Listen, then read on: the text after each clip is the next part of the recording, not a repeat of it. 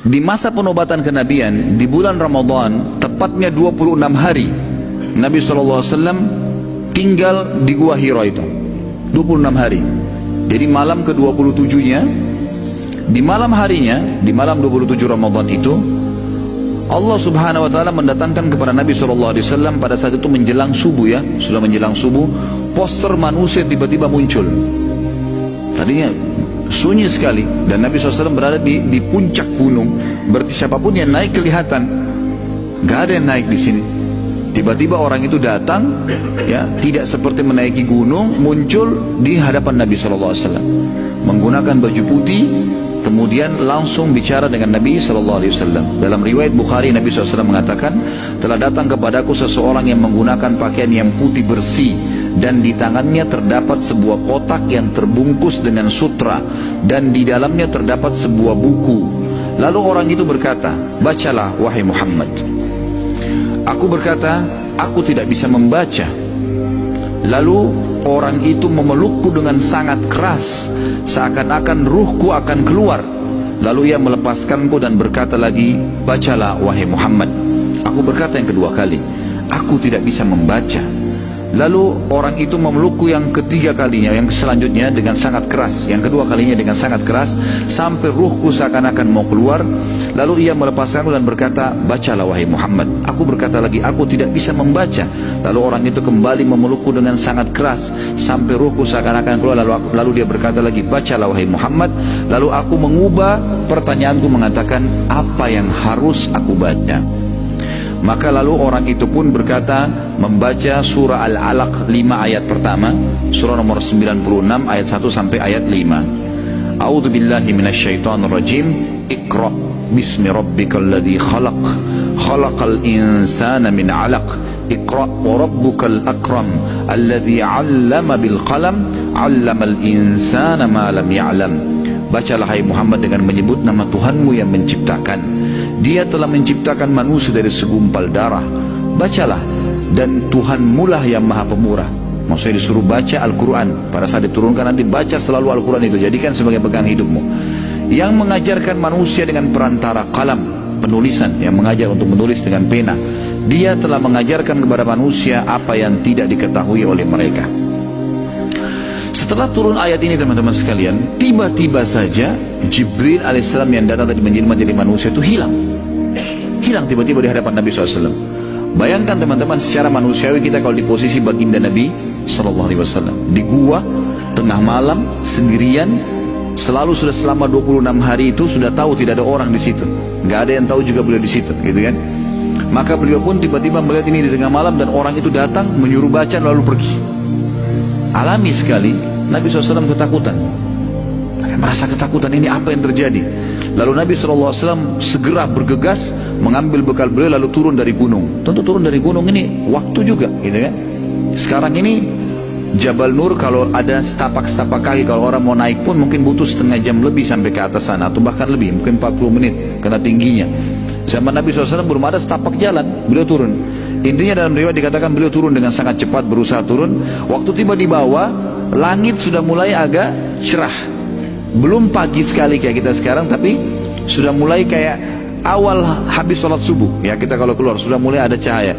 Kata Nabi SAW, tiba-tiba aku pada saat sudah tiba di sebuah padang pasir yang luas di lereng gunung itu, di bawah gunung, aku mendengarkan suara dari langit mengatakan, wahai Muhammad, engkau adalah utusan Allah dan aku adalah Jibril. Wahai Muhammad, engkau adalah utusan Allah, aku adalah Jibril. Wahai Muhammad, engkau adalah utusan Allah, aku adalah Jibril. 3 kali. Kata Nabi SAW dalam hadis Bukhari, aku pun mengangkat kepalaku ke langit dan aku melihat seluruh langit, timurnya, baratnya, utaranya, selatannya dipenuhi dengan poster badan Jibril, ya. Dan Jibril Allah karuniai 600 ekor sayap, yang kalau satu sayapnya dikebaskan bumi ini maka akan hancur bumi ini. Setelah itu pun Jibril menghilang alaihissalam. Nabi SAW bertambah ketakutannya. Lalu beliau pun pulang ke rumah.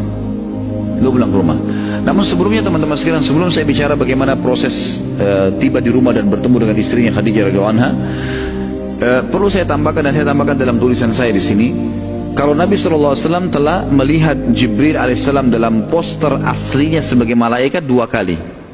2 kali. Selebihnya bertemu dengan Nabi SAW dalam manusia, jelmaan manusia, gitu kan. Dan sering kali Jibril menjelma menjadi Dihyal Kalbi radhiyallahu anhu, ya. Baik, kita akan sebutkan pertemuan Nabi SAW yang kedua adalah pada saat terjadi Isra dan Mi'raj.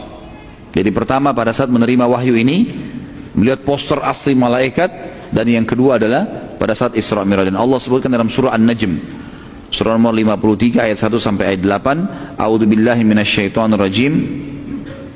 Wan najmi idza hawa ma dhalla sahibukum wama ghawa wama yantiqu 'anil hawa in huwa illa wahyun yuha 'allamahu syadidul quwa dzu mirratin fastawa wa huwa bil ufuqil a'la thumma dana fatadalla fakana qaba qausaini aw adna fa auha ila 'abdihi ma auha ma kadzabal fuadu ma ra'a afatumarunahu ala ma yara wa laqad ra'ahu nazlatan ukhra 'inda sidratil muntaha indaha jannatul ma'wa idh yaghsha sidrata yaghsha ma zaghal basar wa ma tagha laqad ra'a min ayati rabbihil kubra. Demi bintang ketika terbenam, maksudnya Allah yang mengatakan bintang yang terbenam yang tidak kelihatan kalau pagi itu adalah aku yang melakukannya. Kawan kalian Muhammad tidak sesat dan tidak pula keliru, dan tiada yang diucapkan itu Al-Quran menurut kemauan hawa nafsunya. Ucapan yang diucapkan adalah wahyu yang diwahyukan kepadanya, yang diajarkan kepadanya oleh Jibril yang sangat kuat, yang mempunyai akal yang cerdas. Dan Jibril itu menampakkan dirinya dengan rupa aslinya kepada Muhammad, sedang ia berada di ufuk yang tinggi tadi di langit itu.